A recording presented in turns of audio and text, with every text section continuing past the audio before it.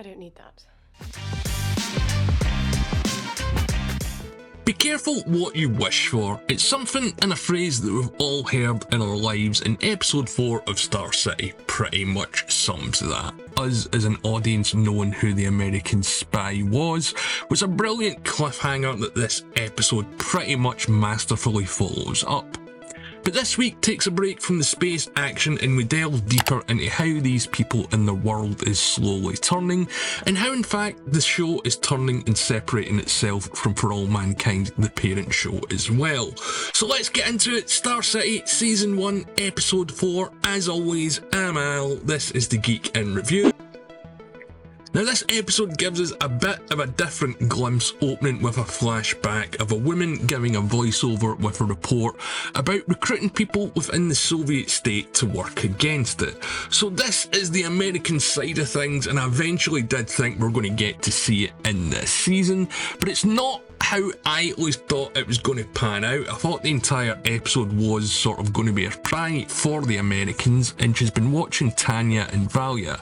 In fact, she is responsible for recruiting Valia into the American spy network, and when you think about it, she's probably also responsible for Tanya getting that record in the last episode as well. So this is actually in the past, as I mentioned, and we're seeing how Tanya and Valia met and the relationship developed very quickly. So the Americans were keeping an eye on Valia long before he went to space, because this is about 5 or 6 years into the past than I would have thought. But what did you guys think about this opening? Let me know in the comments below. And I love the scene where she actually approaches him and recruits him, because the view is cut off by the bus and the audio is sort of muted by the engine as well. So as an audience, we don't actually hear what she says to get him on side, but it does seem to be pretty clear. He's just been recruited by the Americans under the codename Nickel. They find the transmitter, and it's not an American bug per se, it's more a modified Soviet transmitter to avoid detection, which I thought was pretty smart and really clever, and is going to lead quite a few different characters down a few different streets and avenues this week. And the chief designer is pissed that the last mission resulted in a death, so he's now more determined than ever. There's no one else that can really do what he does, so he's the only one that's kind of irreplaceable in this show, and I'll get more about that in a minute, because he's the only one that operates on the level of doing what he's doing, so much so that he can run a secret side project without the higher-ups noticing. Valia is clearly aware that they're on to something or someone, just not him yet, because he's hovering about outside the building, kind of watching the Colonel. We then meet a new character, which I didn't actually expect or see coming, and she doesn't actually seem to know what her role is going to be when she arrives at Star City, because again, it's secrets on secrets on secrets, and it does get developed and explained in this episode. She's very isolated. When she finishes one night, she hears noise coming from below the building, and of course it is the chief designer working on his secret project. But the chief designer is on his own, and she doesn't even know who he is, despite the fact that he's the one that recruited her to Star City, because he needs her work on life support systems in order for his secret Venus mission to work. He thinks that this is going to be a key element to success, and he needs her far more than she realises, and I'll get to that later on. But she very quickly works out who she's talking to, and he brings her in straight away to this project, because again, she's going to be key to this. Now, Irina is still doing her job in reporting to the Colonel, but the Colonel has bigger plans for her and wants Irina's help tracking down whoever modified the Soviet tech on the last lunar mission. So she's turning detective this week and is even given a gun. That's a pretty big step up. But it seems that she has been firearm trained according to the Colonel, so it looks like they have had bigger plans for her for quite a while. And the fact that they mention this means we're definitely going to get to see her pull the trigger at some point in this season, because it's not so much a Chekhov's gun, it's more a Chekhov's firearm training, if you will. Just hit subscribe, it took me a minute to come up with that one, I think it's worth it. So she starts her investigation. Who runs the factory is a bit standoffish, but he does help her, and he realises straight away that the transmitter that his factory made has been modified way beyond the level of tech that he knows, in fact way beyond the level of tech that he knows the Soviet Union can produce at this point. She continues her investigation, but it seems that someone might be looking into her, because when she looks for a file on a factory floor, she catches someone fleeing who actually takes a shot at the outcome of the last lunar mission and is maybe starting to question the priorities of those above him. But he still attends a service for his fallen comrade and has to stick with the training line story, because hey, it's lies on spies on lies here. And we actually see the letter that the astronaut wrote that we seen them doing last week, and when it gets handed to the widow, it has been heavily redacted by the state, which, you know, wow, that's kinda shocking.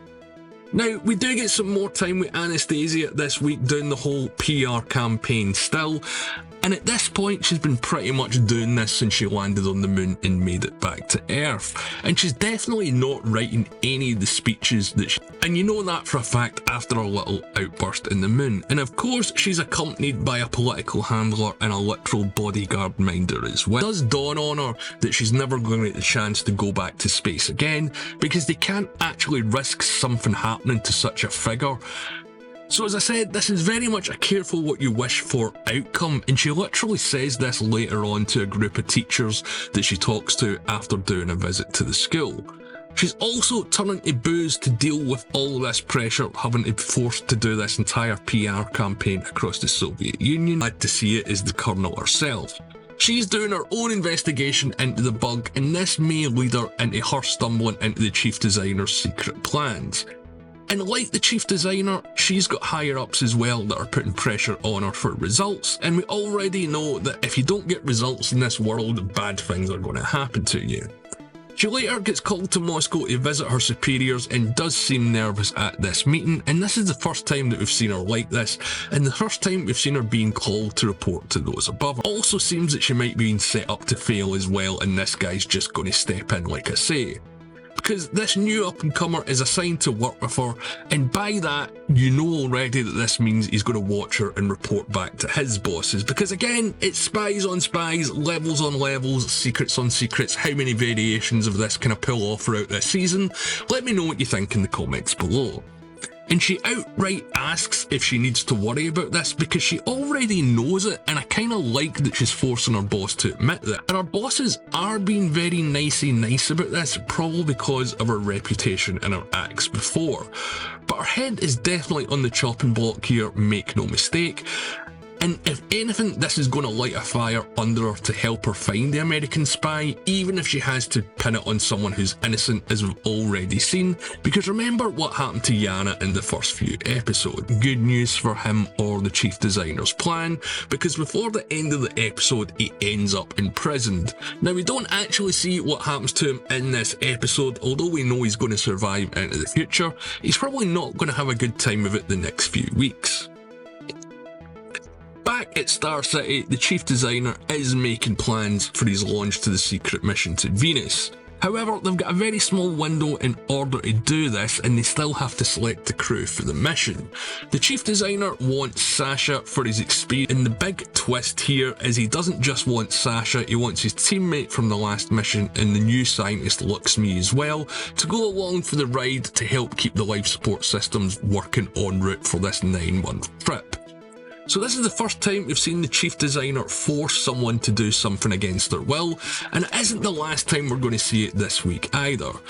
Because Sasha, as I said, is still blaming himself for what happened in the previous episode, going to be allowed back on a regular mission as well, so he is sort of manipulating him here to get what he wants. Now the episode ends with Irina picking up her daughter from the babysitter who turns out to be Tanya. So it seems that the two have been spending more time together than we have seen on screen, and you can tell the weight of what Irina knows about Tanya in her life is really starting to impact the point. But there's definitely a close friendship developing between them.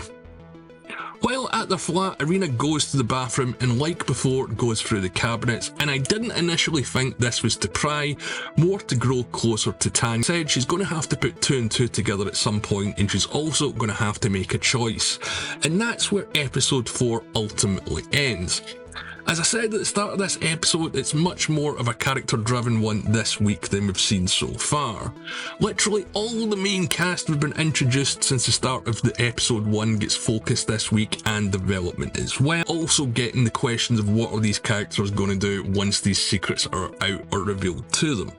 Every decision is going to have to be weighed, from the Colonel to Irina, from the Chief Designer to Valia. This is all a balancing act that the writers are handling amazingly well, and we're not even finished the first season yet, so I wonder what else is to come. Friendships and loyalties are definitely going to be tested. Now, I am about a week behind in my reviews, and I'm about to sit down and watch episode 5, so I'll post a video of that shortly, but if you want to post any spoilers in the comments, feel free, because I will have seen it by the point that this video goes up. If you made it this far, as always, leave a like on the video, and if you haven't done it already, subscribe to the channel. And I want to hear what you guys think about the direction that this show is going to go in over the last 3 or 4 episodes, sort of 6, 7, going all the way up to 10. And the fact that I kind of forget sometimes that it's based on another existing show already, because it just doesn't connect to it anyway while completely existing on its own in this world. Apple does seem to be on a bit of a roll of it the last year or 2 with shows like this, For All Mankind, Silo and Widow's Bay, which I'm going to cover as well. So if you want to make sure you don't miss the video on that, have the notifications turned